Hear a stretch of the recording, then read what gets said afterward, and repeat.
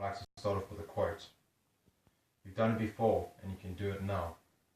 See the positive possibilities, redirect the substantial energy of your frustration, and turn it into positive, effective, unstoppable determination. Ralph Marston. Evening, Besh. All the way from Whangarei, New Zealand. I trust you are well and enjoying this evening in your honor. First and foremost, I'd like to thank you for everything you've done for me in and out of school. For this, I'll always be grateful. I know you'll be a huge loss for college, but wherever there's a loser, there's always a winner, and in this case, it was Jeppe Boys High. Secondly, I'd like to thank you for being a fantastic coach, mentor, and above all, a tremendous friend. You blessed me with many memories that I'll forever cherish. Lastly, I'd like to thank you for the time, effort, and dedication you put into the red, black, and white, for creating a culture and ethos of excellence that will be talked about for many years to come. You are a true legend of college. I know you'll have a massive influence on the boys of Jeppe. I wish you, Cathy, Marc, James, and Nick nothing but the best of luck for the future. And to quote your words, break a leg. Good luck, Besh. Hey Besh, on your farewell, just wanted to send you a quick note to thank you for what you taught me on the field, but more importantly what you taught me off the field. The 18 months I spent with you, Cathy, and Bodger and Durban Road were a great period in my life, and I learned things I'll never forget. So here's wishing you and the family well in your move to Johannesburg. I look forward to catching up when I'm next in South Africa. Hope it all goes well. Good luck, buddy, and stay in touch. Thanks. Good evening, Besh. It's your old mate, Nev Burton here. I'm really sorry that I can't be in attendance tonight at your farewell do. As you know, I'm in London. I guess this message will probably be played out to everybody who's in attendance at your farewell do. So for the benefit of those who don't know me, I was class of 92, and Mr. Bechet used to coach me at athletics. And I've got a little story that I thought I'd like to share. I think it's appropriate for the evening. It's something that I've shared personally with Besh in a letter, but that I'd like to share with all of you because I think it's pertinent.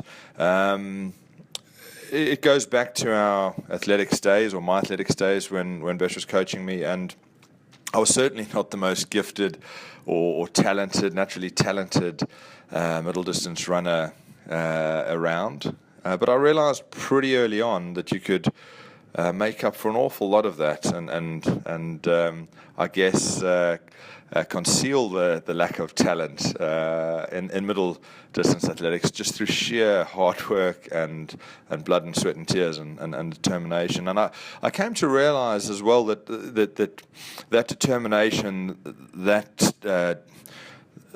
those characteristics meant more to Besh, I think, than actual results. Just that you showed that determination, that you showed that character, you showed that willingness and that hard work. And I suppose I had some victories along the way. I remember that, and Besh always being there to congratulate me. But the thing that really stands out, something that stands out in my mind that I've carried with me all my life, really, was actually a race that I lost, and I probably shouldn't have even been running. I was ill at the time, and I talked to Besh about it, and it was a race that meant a lot to me that I've been targeting, and he convinced me to give it a go, and I did, and I ran with everything I had, and I lost. I came in second, and I remember being gutted, absolutely disappointed, and shattered at the same time, and you know, wandering over to the far side of the track away from everybody and lying down in a heap and staying there with my eyes closed for about 10 minutes trying to get my breath, and I remember opening my eyes and looking up, and Besh was standing over me and reached out his hand, and he just said to me some simple words which have stuck with me. He said, "That was the gutsiest bit of running I've ever seen." And whether it was or wasn't, it was, for me in that moment, it was like an epiphany, because I forgot about the loss. It didn't seem to matter as much. It was the words from a man that really inspired me, that he recognized the determination and the courage and what had gone into it, and that meant a huge amount at that time. And more than that, I think it galvanized in me a real determination in life, and a realization that I'd be fine as long as I always showed that willingness, that determination, that sort of gutsiness to give anything a go, and a real go. That would carry me through life, and it's probably something that we all try and instill in our kids and take with us in life, is to win or lose, just to really give it our all, give it our best, be determined, and so Besh really inspired me, and I think that's the message from me. It's a simple message, but it meant a hell of a lot at the time, and it's words that stuck in my mind, and it's a moment that stuck in my mind as a turning point for me, and I think the real legacy that Besh leaves behind, as he moves on to his next venture, whatever's gone before, you're moving on to the next venture, and you've got a huge amount to offer some very fortunate kids at your next school.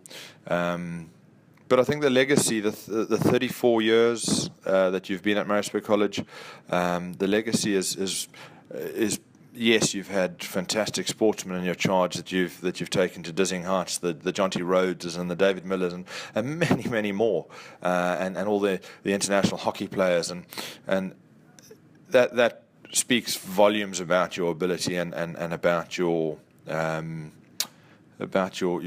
passion and your drive to instill in young men talent and ability and character. But I think really, as I say, the legacy for me is all the average Joes like myself who were inspired by you, Besh.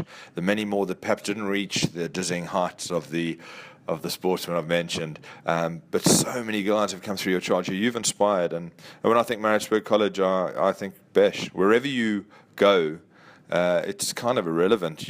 That's your legacy, not the walls of Maritzburg College, not anything that's gone before, other than how you've inspired young men and molded young men, and made an impression on them, like you have on me. So I guess it's just all that's left to say is good luck, and I wish you all the very best in your next venture. I hope we see each other again soon, and our paths cross again soon.